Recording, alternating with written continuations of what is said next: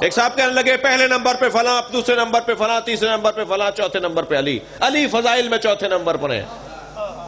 میں نے کہا یہ جو آپ کہہ رہے ہیں نا اس کو نبھا نہیں پائیں گے، اسے سنبھال نہیں پائیں گے اس بات کو آپ، یہ بول دینا اور بات ہے۔ توجہ ہے، ایک سنی عالم دین ہندوستان میں یوم حسین سے خطاب کرنے آئے، مجمع سارا شیعوں کا تھا، خطیب و سنی تھے، کہنے لگے سنو میں تفضیلی سنی ہوں۔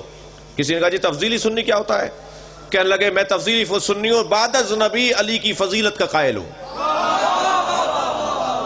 اور واضح کرنے کے لیے کہنے لگے سنو ایک ترتیب ہوتی ہے ترتیب فضیلت، اور ایک ترتیب بنتی ہے ترتیب خلافت۔ علی ترتیب خلافت میں چوتھے ہیں مگر ترتیب فضیلت میں پہلے ہیں۔ ایک جوان کھڑا ہو گیا، کہنے لگا مفتی صاحب، خواجہ صاحب، بات سمجھ میں نہیں آ رہی، جو ترتیب فضیلت میں پہلا ہو اسے ترتیب خلافت میں بھی پہلا ہونا چاہیے۔ تو الجھ کے کہنے لگے 1,23,999 پیغمبروں کے بعد آنے والا پہلا سمجھ میں آتا ہے؟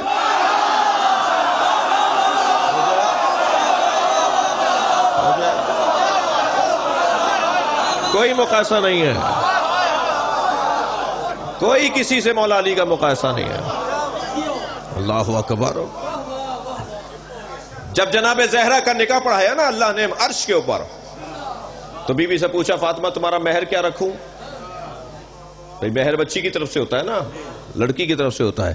فاطمہ تمہارا مہر کیا رکھوں؟ بی بی نے فرمایا بابا کی امت کی بخشش،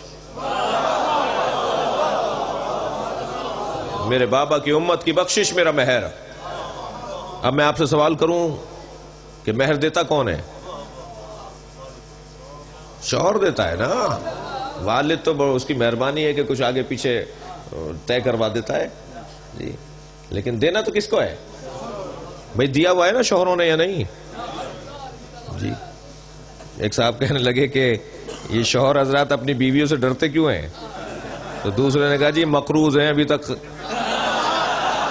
مہر دیا نہیں ہے انہوں نے، تو یہ جو مہر ہے نا شوہر کو دینا ہے نا۔ اگرچہ ایک بڑی تعداد ہے جن کی شاید شادیاں نہیں ہوئی ہیں، تو وہ ایک تعداد ہے کہ جن کی شادیاں ہو گئی ہیں، تو بی بی کا مہر کون دے گا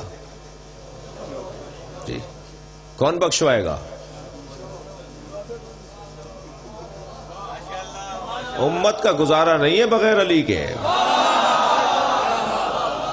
بی بی فرما رہی ہے نا میرے بابا کی بخشش میرا مہر، تو مہر کون دے گا؟ مولا علی دیں گے نا، کون بخشوائے گا؟ اب ذرا حسین حدیث سنیے، اِنَّ لِبَابِ الْجَنَّةِ حَلْقَةٌ مِّن یاقوتۃ حمراء۔ نبی فرما رہے ہیں، سنی شیعہ کتابوں میں یہ حدیث لکھی ہوئی ہے، نبی فرما رہے ہیں جنت کے دروازے پر سرخ رنگ کے یاقوت کی کنڈی لٹکی ہوئی ہے، علی صفاہ الذھب، جو سونے کی تختی پر جا کے لگتی ہے۔ اذا دقت الحلقہ تنت وقالت، جب یہ در جنت کی زنجیر جا کر سونے کی تختی پر لگتی ہے، تنت تو ایک آواز نکلتی ہے اس میں سے، وقالت یا علی یا علی یا علی یا علی کر رہے ہیں۔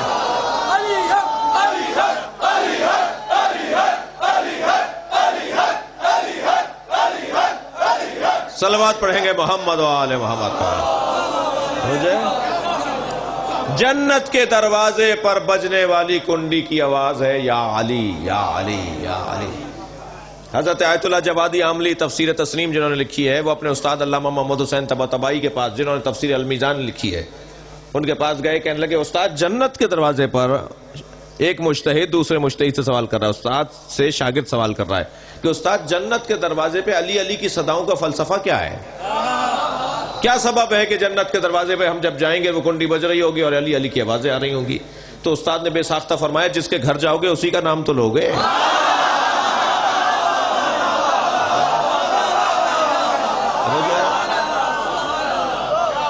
اور فرما رہے ہیں لہذا مولا کا کسی سے کوئی مقایسہ نہیں ہے۔ ساری کائنات ایک طرف ہو جائے علی کی جوتیوں کے برابر نہیں ہوگی جی۔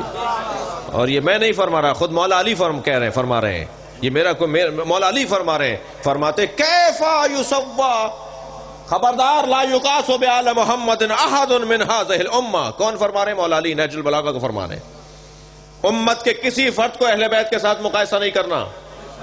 مولا علی کا جملہ، کیف یسوّا من جرت نعمتہم، کیسے وہ لوگ ان کے برابر ہو سکتے ہیں، کیسے امتی لوگ اہل بیت کے برابر ہو سکتے ہیں جبکہ اہل بیت کے ٹکڑے کھاتے ہیں۔ جو اہل بیت کے ٹکڑے کھاتے ہو، بھئی لینے والا، خفا تو نہیں ہو رہے آپ لوگ؟ لینے والا اور دینے والا دونوں برابر کیسے ہوں گے؟ کمالات بہت ہیں، لیکن کیا کریں کہ آج کے کمال کا جو عنوان ہے اس کا حسن اپنا ہے۔ میں اس ممبر پر بیٹھا ہوں نا، یا جہاں جہاں ممبر پہ جا کے بیٹھتا ہوں، میری عزت بڑھتی ہے، اس لیے کہ ممبر پہ بیٹھنے سے میری عزت میں اضافہ ہو رہا ہے۔ اب وہ ممبر آپ کے امام بارگاہ کا ہو، وہ ممبر مثلا امام حسین کے حرم کا ہو، وہ ممبر بی بی معصومہ کے حرم کا ہو، جہاں جہاں جا کے بیٹھ، میری عزت میں اضافہ ہو رہا ہے نا، تو میری عزت تو اس ممبر سے بڑھ رہی ہے۔ جب میرے مولا چوتھے دور حکومت میں وہاں جا کر بیٹھے جہاں پیغمبر بیٹھتے تھے نا، پہلے حضرت جب آئے تو وہ نبی سے ایک زینہ چھوڑ کر بیٹھے، پھر جب دوسرے صاحب آئے تو نبی سے ان سے بھی ایک زینہ نیچے چھوڑ کے بیٹھے، جب تیسرے خلیفہ آئے تو وہ ان سے بھی ایک زینہ نیچے چھوڑ کر بیٹھے، اب جگہ ہی باقی نہیں تھی جی۔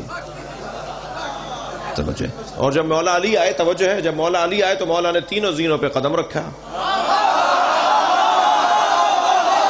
توجہ کر رہے ہیں؟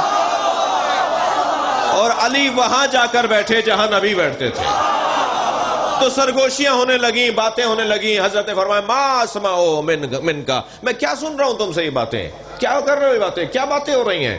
تو ایک شخص کھڑا ہوا، کہا یا علی یہ باتیں یہ ہو رہی ہیں کہ آپ وہاں بیٹھے ہیں جہاں نبی بیٹھتے تھے۔ تو فرمایا میں نے اپنے نبی سے سنا ہے، میری جگہ پر اگر وہ آ کر بیٹھا جس کا عمل میرے عمل کے مطابق نہ ہوا، جس کا قول میرے قول کے مطابق نہ ہوا، تو اللہ اسے منہ کے بل جہنم میں ڈالے گا۔ تو جو ہے میرا عمل نبی کے عمل کے مطابق ہے، میرا قول نبی کے قول کے مطابق ہے، اور میں اگر پیغمبر کی جگہ پر آ کے بیٹھا ہوں تو اس میں تعجب کیا ہے؟ ہاذہ الآواد، مولانا نے ممبر کی طرف اشارہ کر کے کہا یہ لکڑیوں کا ڈھیر۔ میرے مولا نے ممبر کی طرف اشارہ کر کے کہا یہ لکڑیوں کا ڈھیر جس کو تم کہہ رہے ہو کہ میں وہاں بیٹھ گیا تو علی نبی کی جگہ پر بیٹھ گیا۔ سنو، میں نبی کی جگہ نہیں بیٹھا ہوں، میں دوش نبی پر بھی بیٹھا ہوں۔